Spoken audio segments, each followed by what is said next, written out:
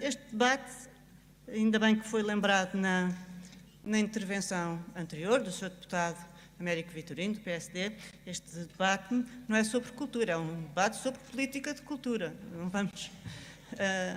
Não vamos estender-nos para aquilo que não nos compete, porque a política de cultura compete-nos. E o Partido Socialista, numa das suas várias intervenções sobre este assunto, agora trouxe aqui dois cineastas, Leni Riefenstahl e Sergei Eisenstein. Dois cineastas dos quais o cinema nunca mais se livrou, ainda hoje continuam a ser copiados. Mas há aqui um ponto importante, é que o Partido Socialista diz que só há arte ao estilo Leni Riefenstahl, arte ao estilo Sergei Eisenstein e arte democrática, e acabou. Não é verdade. Dentro da arte democrática, que vamos partir do princípio que são todos os que chegam ao poder por via democrática, não há outra maneira de distinguir, há mais do que uma ideia de cultura. Esta é uma das ideias erradas que tem fundamentado este debate, é de que existe uma tal coisa como uma neutralidade ou uma isenção na cultura. Não há neutralidade possível, nem desejável, na política cultural. E há outra coisa aqui que é importante também deixar claro, não é o fundamental, mas também não quero mais lembrar, é que não há nesta Assembleia aqui herdeiros dos regimes que Leni Riefenstahl serviu, mas há herdeiros que se reconhecem a si próprios e se apresentam como tal dos regimes que Sergei Eisenstein serviu, que são os comunistas. E o Partido Socialista não teve problema nenhum em aliar-se com esses herdeiros. Portanto, hoje vem aqui exibir os seus pergaminhos democráticos, mas nos seus próprios critérios esteve aliado com herdeiros de regimes nada democráticos.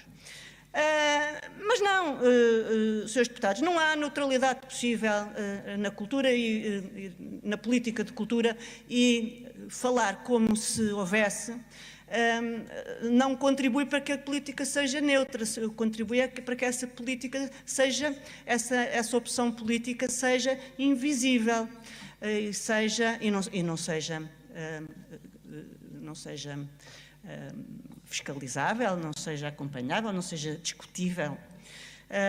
Agora, os culpados, culpados entre aspas, como é evidente, desta política de cultura que a Câmara de Lisboa tem decidido, ao contrário do que dizem praticamente todas as outras intervenções da esquerda, não somos nós, não é o Chega, por amor de Deus, é um exagero. Então o Governo de Lisboa tem uma legitimidade própria e nós não temos esse poder todo. Agora, isso é um exagero que só nos beneficia, porque traz para nós um mérito que não nos é exclusivo, o mérito de discutir a hegemonia da política cultural de esquerda. Esse mérito não nos é exclusivo. Agora, houve efetivamente uma mudança de ciclo. Pela primeira vez, este governo do engenheiro Moedas é um governo eleito do PSD e com uma aliança entre outros partidos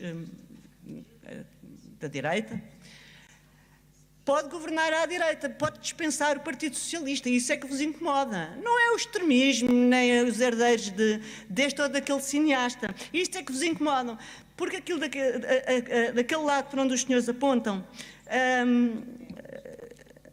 há alguém que vos tira as maiorias, e os senhores ainda não se conseguiram habituar a isso. Mas com tantas décadas seguidas de política de cultura entregue à esquerda, já se confunde a continuidade com a legitimidade e a continuidade com a neutralidade. Isso não é verdade, não existe, nunca existiu. E esta Câmara é tão extremada que nomeou para o Museu do Aljube uma senhora que é socialista, que é uma colega nossa, chamada Anabela Valente Pires, que deve estar perplexa com esta discussão toda. Absolutamente perdida no meio disto, porque não se percebe porque é que o Partido Socialista põe em causa esta nomeação da maneira como põe. Mas não há nada mais resistente à mudança do que a esquerda progressista, como fica aqui hoje bem patente. A única mudança admitida é a mudança decretada superiormente pela extrema-esquerda. Vanguarda, experimentação, por amor de Deus, meus senhores, que vanguarda e que experimentação mais antiga que os senhores põem nos palcos. É uma vanguarda e uma experimentação que nós já vemos há 50 anos. Não mudou 1 milímetro, é sempre igualinha, não há vanguarda nenhuma nisto. Vanguarda é uma coisa que está à frente, os senhores estão atrás. Os senhores são a expressão ainda do nosso atraso. As coisas demoram a mudar, mas caramba, não é preciso demorarem tanto. Há uma ideia de cultura discutível, sim senhora, que é de esquerda, e uma ideia de cultura que é de direita, e quando governa a direita tem legitimidade para pôr em prática, concretizar a sua ideia de cultura e financiar estes, não financiar aqueles, meus senhores. Quando há uma escolha, quando há uma programação, obviamente quando se escolhe este, está-se a excluir aquele. Os senhores fizeram exatamente a mesma coisa. E não foram neutros. Não façam cara de santinhos como se tivessem sido neutros, porque não foram. Nunca foram. A cultura sempre foi uma maneira dos senhores encobrirem a vossa propaganda, o vosso agite próprio. O que os senhores sempre fizeram foi propaganda com instrumentos artísticos. Isso não é cultura, nem é arte. Desculpem lá. O governo da direita não é obrigado a financiar uma cultura que opera contra o próprio governo da direita. E não é obrigado por si próprio e não é obrigado pelos eleitores que representa. Porque este governo que foi eleito pela direita deve explicações aos seus eleitores, não deve explicações aos senhores comunistas, nem à extrema-esquerda, deve explicações aos seus eleitores e não tem que lhes enfiar pela goela abaixo a vossa ideia de cultura. Imaginem que estava aqui um governo da esquerda, por absurdo, tinha-se perpetuado aqui mais uns anos, e aparecia aqui um grupo de teatro experimental, com uma peça de teatro que se chamava assim, Lourenço ou Benedita e a beleza de matar comunistas. Estava-se mesmo a ver o financiamento, não estava? É que os senhores sabem muito bem distinguir o que é e o que não é financiável, aquilo que opera a vosso favor e aquilo que opera contra vós. E nós não temos o direito de fazer a mesma coisa. Temos sim, os senhores têm-se que começar a habituar. A esquerda quer perpetuar esta ideia de que à direita somos todos assim os simplórios, os semi-instruídos e fascistas e ultramontanos. A direita tem um capitis diminútil para falar de cultura. Ora, os senhores desculpem, mas basta olhar para os vossos documentos para perceber que isso não é verdade, a maneira como estão escritos, a maneira como os senhores falam, a maneira como se fala à direita, isso não é verdade. E os senhores têm que se habituar à surpresa de que à direita existe instrução e cultura. E como dizia um dos vossos chefes, habituem-se. Ou então, voltem a ganhar eleições. E quando voltarem a ganhar eleições, que é uma hipótese académica, mas está ao vosso alcance, os senhores podem voltar aos vossos concursos públicos e os vossos concursos públicos, que ainda tenho tempo de dizer que esta questão é uma falsa questão, é mais uma vez um fingimento vosso, porque a anterior diretora do Museu do Aljube chegou a diretora através de um concurso público em que ela falhou todas as etapas e foi admitida com base numa entrevista. Chama-se isto de concursos por medida. E é muito mais transparente dizer eu faço esta nomeação por confiança política, como os senhores fizeram à esquerda, imensas nomeações em todos os ramos da política, em todos os capítulos da política, é mais transparente, é mais direto, é mais franco e é mais escrutinável fazer uma nomeação assim do que andar a fingir que se fazem concursos públicos. Portanto,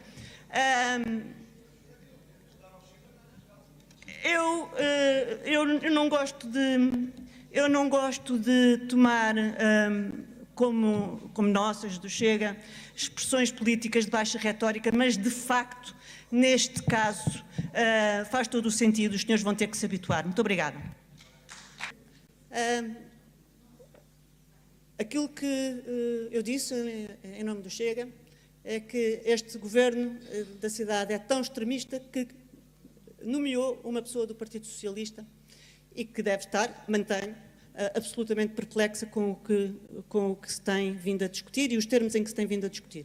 Agora, o Partido Socialista não tem a mínima autoridade moral para acusar o Chega de estar a personalizar a discussão, uma vez que não fez outra coisa até agora do que personalizar na minha pessoa toda a discussão sobre política cultural da Câmara.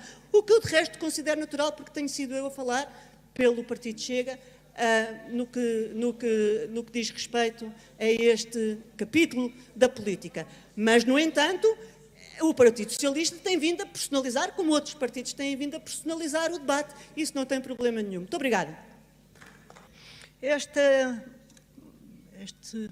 passo que será dado hoje, caso seja aprovado, como parece que vai acontecer,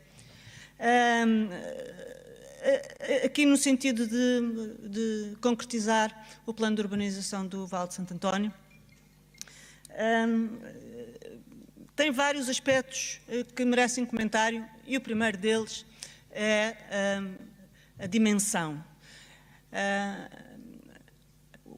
A operação de Entrecampos era referida pelo governo que a decidiu, o governo anterior do presidente Fernando Medina, como a maior operação urbanística desde a Expo 98, e com razão, de facto foi. Tinha 5 hectares, este tem praticamente 50, são 48 hectares, é quase 10 vezes o tamanho do outro. É claro que, em termos de área construída, não será 10 vezes, por várias razões. Uma delas é que o terreno é de um tipo completamente diferente. E, de resto, isso foi um dos obstáculos a que ele tivesse sido aprovado, este plano tivesse sido aprovado ainda no tempo do anterior executivo, não do engenheiro Moedas, mas de Fernando Medina, porque o plano desenhado, ou supervisionado por Manuel Salgado, implicava movimentos de terra de tal maneira caros que impediam a concretização do plano.